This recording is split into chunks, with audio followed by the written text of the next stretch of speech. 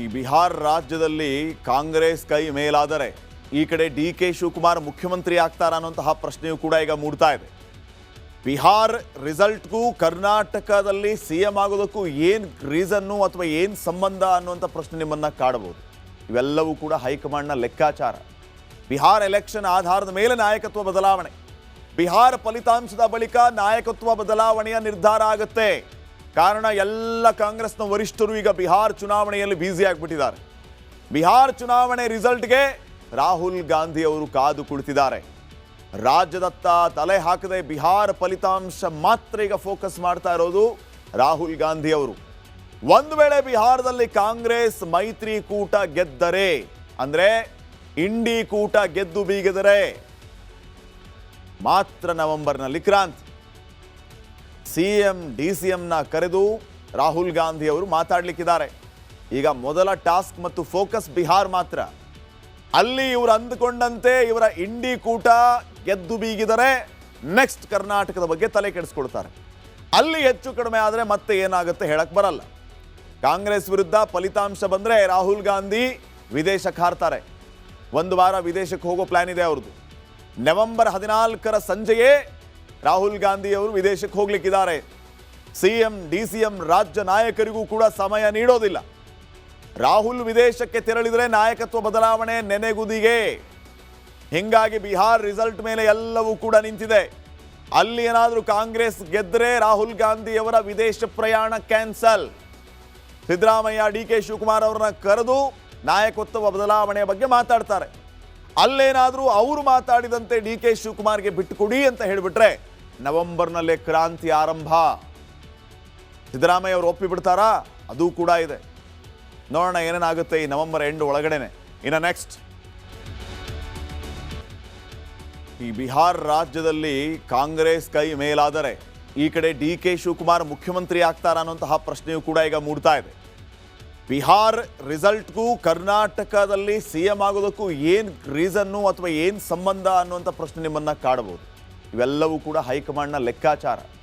Bihar election ಆಧಾರದ ಮೇಲೆ ನಾಯಕತ್ವ ಬದಲಾವಣೆ, ಬಿಹಾರ ಫಲಿತಾಂಶದ ಬಳಿಕ ನಾಯಕತ್ವ ಬದಲಾವಣೆಯ ನಿರ್ಧಾರ ಆಗುತ್ತೆ. ಕಾರಣ ಎಲ್ಲ ಕಾಂಗ್ರೆಸ್ನ ವರಿಷ್ಠರು ಈಗ ಬಿಹಾರ್ ಚುನಾವಣೆಯಲ್ಲಿ ಬ್ಯುಸಿ ಆಗಿಬಿಟ್ಟಿದ್ದಾರೆ. ಬಿಹಾರ್ ಚುನಾವಣೆ ರಿಸಲ್ಟ್ಗೆ ರಾಹುಲ್ ಗಾಂಧಿ ಅವರು ಕಾದು ಕುಳಿತಿದ್ದಾರೆ. ರಾಜ್ಯದತ್ತ ತಲೆ ಹಾಕದೆ ಬಿಹಾರ ಫಲಿತಾಂಶ ಮಾತ್ರ ಈಗ ಫೋಕಸ್ ಮಾಡ್ತಾ ಇರೋದು ರಾಹುಲ್ ಗಾಂಧಿ ಅವರು.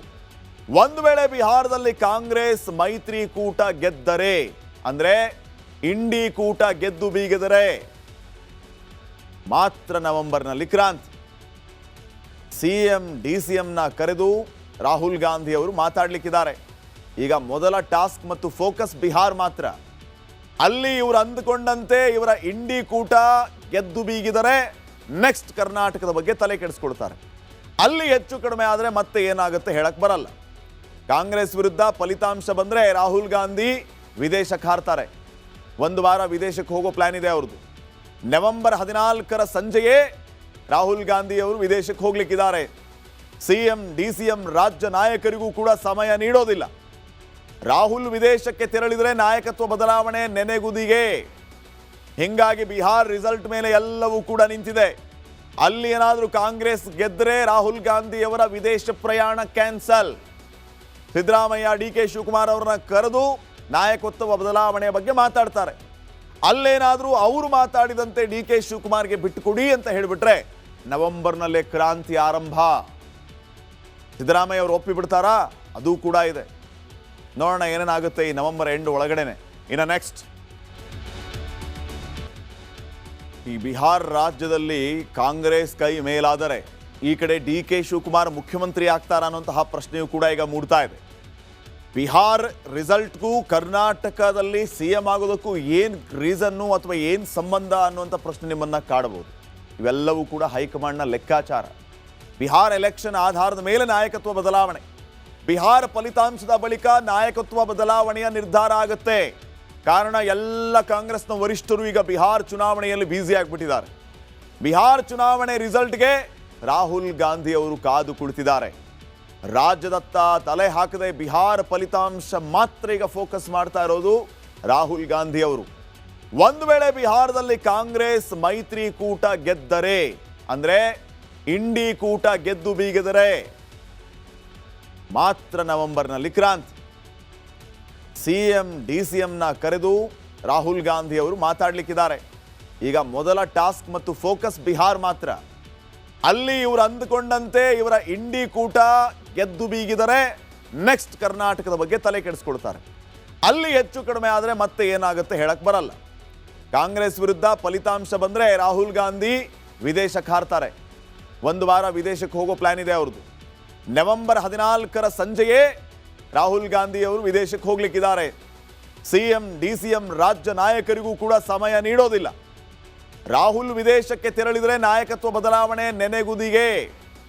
ಹಿಂಗಾಗಿ ಬಿಹಾರ್ ರಿಸಲ್ಟ್ ಮೇಲೆ ಎಲ್ಲವೂ ಕೂಡ ನಿಂತಿದೆ. ಅಲ್ಲಿ ಏನಾದರೂ ಕಾಂಗ್ರೆಸ್ ಗೆದ್ದರೆ ರಾಹುಲ್ ಗಾಂಧಿ ಅವರ ವಿದೇಶ ಪ್ರಯಾಣ ಕ್ಯಾನ್ಸಲ್. ಸಿದ್ದರಾಮಯ್ಯ ಡಿಕೆ ಶಿವಕುಮಾರ್ ಅವರನ್ನ ಕರೆದು ನಾಯಕತ್ವ ಬದಲಾವಣೆಯ ಬಗ್ಗೆ ಮಾತಾಡ್ತಾರೆ. ಅಲ್ಲೇನಾದರೂ ಅವರು ಮಾತಾಡಿದಂತೆ ಡಿಕೆ ಶಿವಕುಮಾರ್ಗೆ ಬಿಟ್ಟುಕೊಡಿ ಅಂತ ಹೇಳಿಬಿಟ್ರೆ ನವೆಂಬರ್ನಲ್ಲೇ ಕ್ರಾಂತಿ ಆರಂಭ. ಸಿದ್ದರಾಮಯ್ಯ ಅವರು ಒಪ್ಪಿಬಿಡ್ತಾರಾ? ಅದು ಕೂಡ ಇದೆ. ನೋಡೋಣ ಏನೇನಾಗುತ್ತೆ ಈ ನವೆಂಬರ್ ಎಂಡ್ ಒಳಗಡೆನೆ. ಇನ್ನು ನೆಕ್ಸ್ಟ್, ಈ ಬಿಹಾರ್ ರಾಜ್ಯದಲ್ಲಿ ಕಾಂಗ್ರೆಸ್ ಕೈ ಮೇಲಾದರೆ ಈ ಕಡೆ ಡಿಕೆ ಶಿವಕುಮಾರ್ ಮುಖ್ಯಮಂತ್ರಿ ಆಗ್ತಾರ ಅನ್ನುವಂತಹ ಪ್ರಶ್ನೆಯೂ ಕೂಡ ಈಗ ಮೂಡ್ತಾ ಇದೆ. ಬಿಹಾರ್ ರಿಸಲ್ಟ್ಗೂ ಕರ್ನಾಟಕದಲ್ಲಿ ಸಿಎಂ ಆಗೋದಕ್ಕೂ ಏನು ರೀಸನ್ನು ಅಥವಾ ಏನು ಸಂಬಂಧ ಅನ್ನುವಂಥ ಪ್ರಶ್ನೆ ನಿಮ್ಮನ್ನು ಕಾಡಬಹುದು. ಇವೆಲ್ಲವೂ ಕೂಡ ಹೈಕಮಾಂಡ್ನ ಲೆಕ್ಕಾಚಾರ. ಬಿಹಾರ್ ಎಲೆಕ್ಷನ್ ಆಧಾರದ ಮೇಲೆ ನಾಯಕತ್ವ ಬದಲಾವಣೆ. ಬಿಹಾರ ಫಲಿತಾಂಶದ ಬಳಿಕ ನಾಯಕತ್ವ ಬದಲಾವಣೆಯ ನಿರ್ಧಾರ ಆಗುತ್ತೆ. ಕಾರಣ ಎಲ್ಲ ಕಾಂಗ್ರೆಸ್ನ ವರಿಷ್ಠರು ಈಗ ಬಿಹಾರ್ ಚುನಾವಣೆಯಲ್ಲಿ ಬ್ಯುಸಿ ಆಗಿಬಿಟ್ಟಿದ್ದಾರೆ. ಬಿಹಾರ್ ಚುನಾವಣೆ ರಿಸಲ್ಟ್ಗೆ ರಾಹುಲ್ ಗಾಂಧಿ ಅವರು ಕಾದು ಕುಳಿತಿದ್ದಾರೆ. ರಾಜ್ಯದತ್ತ ತಲೆ ಹಾಕದೆ ಬಿಹಾರ ಫಲಿತಾಂಶ ಮಾತ್ರ ಈಗ ಫೋಕಸ್ ಮಾಡ್ತಾ ಇರೋದು ರಾಹುಲ್ ಗಾಂಧಿ ಅವರು. ಒಂದು ವೇಳೆ ಬಿಹಾರದಲ್ಲಿ ಕಾಂಗ್ರೆಸ್ ಮೈತ್ರಿಕೂಟ ಗೆದ್ದರೆ, ಅಂದ್ರೆ ಇಂಡಿ ಕೂಟ ಗೆದ್ದು ಬೀಗಿದರೆ ಮಾತ್ರ ನವೆಂಬರ್ನಲ್ಲಿ ಕ್ರಾಂತಿ. ಸಿಎಂ ಡಿಸಿಎಂನ ಕರೆದು ರಾಹುಲ್ ಗಾಂಧಿ ಅವರು ಮಾತಾಡ್ಲಿಕ್ಕಿದ್ದಾರೆ. ಈಗ ಮೊದಲ ಟಾಸ್ಕ್ ಮತ್ತು ಫೋಕಸ್ ಬಿಹಾರ್ ಮಾತ್ರ. ಅಲ್ಲಿ ಇವರು ಅಂದುಕೊಂಡಂತೆ ಇವರ ಇಂಡಿ ಕೂಟ ಗೆದ್ದು ಬೀಗಿದರೆ ನೆಕ್ಸ್ಟ್ ಕರ್ನಾಟಕದ ಬಗ್ಗೆ ತಲೆ ಕೆಡಿಸ್ಕೊಳ್ತಾರೆ. ಅಲ್ಲಿ ಹೆಚ್ಚು ಕಡಿಮೆ ಆದರೆ ಮತ್ತೆ ಏನಾಗುತ್ತೆ ಹೇಳಕ್ ಬರಲ್ಲ. ಕಾಂಗ್ರೆಸ್ ವಿರುದ್ಧ ಫಲಿತಾಂಶ ಬಂದರೆ ರಾಹುಲ್ ಗಾಂಧಿ ವಿದೇಶಕ್ಕೆ ಹಾರ್ತಾರೆ. ಒಂದು ವಾರ ವಿದೇಶಕ್ಕೆ ಹೋಗೋ ಪ್ಲಾನ್ ಇದೆ ಅವ್ರದ್ದು. ನವೆಂಬರ್ 14ರ ಸಂಜೆಯೇ ರಾಹುಲ್ ಗಾಂಧಿ ಅವರು ವಿದೇಶಕ್ಕೆ ಹೋಗ್ಲಿಕ್ಕಿದ್ದಾರೆ. ಸಿಎಂ ಡಿಸಿಎಂ ರಾಜ್ಯ ನಾಯಕರಿಗೂ ಕೂಡ ಸಮಯ ನೀಡೋದಿಲ್ಲ. ರಾಹುಲ್ ವಿದೇಶಕ್ಕೆ ತೆರಳಿದರೆ ನಾಯಕತ್ವ ಬದಲಾವಣೆ ನೆನೆಗುದಿಗೆ. ಹಿಂಗಾಗಿ ಬಿಹಾರ್ ರಿಸಲ್ಟ್ ಮೇಲೆ ಎಲ್ಲವೂ ಕೂಡ ನಿಂತಿದೆ. ಅಲ್ಲಿ ಏನಾದರೂ ಕಾಂಗ್ರೆಸ್ ಗೆದ್ದರೆ ರಾಹುಲ್ ಗಾಂಧಿ ಅವರ ವಿದೇಶ ಪ್ರಯಾಣ ಕ್ಯಾನ್ಸಲ್. ಸಿದ್ದರಾಮಯ್ಯ ಡಿಕೆ ಶಿವಕುಮಾರ್ ಅವರನ್ನ ಕರೆದು ನಾಯಕತ್ವ ಬದಲಾವಣೆಯ ಬಗ್ಗೆ ಮಾತಾಡ್ತಾರೆ. ಅಲ್ಲೇನಾದರೂ ಅವರು ಮಾತಾಡಿದಂತೆ ಡಿಕೆ ಶಿವಕುಮಾರ್ಗೆ ಬಿಟ್ಟುಕೊಡಿ ಅಂತ ಹೇಳಿಬಿಟ್ರೆ ನವೆಂಬರ್ನಲ್ಲೇ ಕ್ರಾಂತಿ ಆರಂಭ. ಸಿದ್ದರಾಮಯ್ಯ ಅವರು ಒಪ್ಪಿಬಿಡ್ತಾರಾ? ಅದು ಕೂಡ ಇದೆ. ನೋಡೋಣ ಏನೇನಾಗುತ್ತೆ ಈ ನವೆಂಬರ್ ಎಂಡ್ ಒಳಗಡೆನೆ. ಇನ್ನು ನೆಕ್ಸ್ಟ್,